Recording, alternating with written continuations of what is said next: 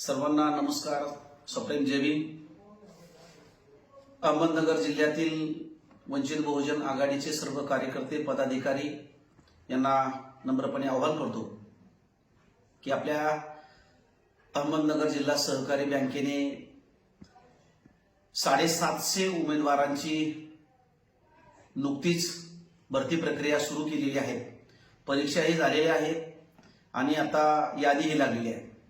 ही जी परीक्षा घेतलेली आहे या परीक्षेमध्ये 750 पदांमध्ये एकही SC, ST, OBC, VJNT, SBC या प्रवर्गासाठी एकही जागा आरक्षित ठेवलेली नाही.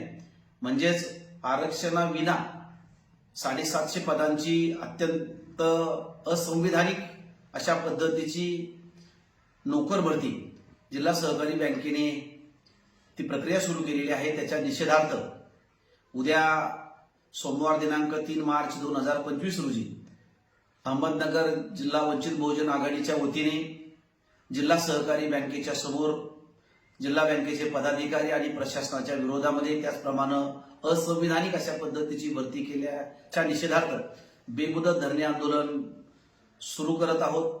तरी जिल्ह्यातील सर्व वंचित बहुजन आघाडीचे कार्यकर्ते त्याचप्रमाणे संविधानवादी कार्यकर्ते आणि ज्यांनी मुलाखती दिलेल्या आहेत अशा आरक्षित जागेवरील उमेदवार यांना मी नम्रपणे आवाहन करतो की उद्याच्या या आंदोलनाला सर्वांनी सकाळी 11 वाजता उपस्थित राहावे.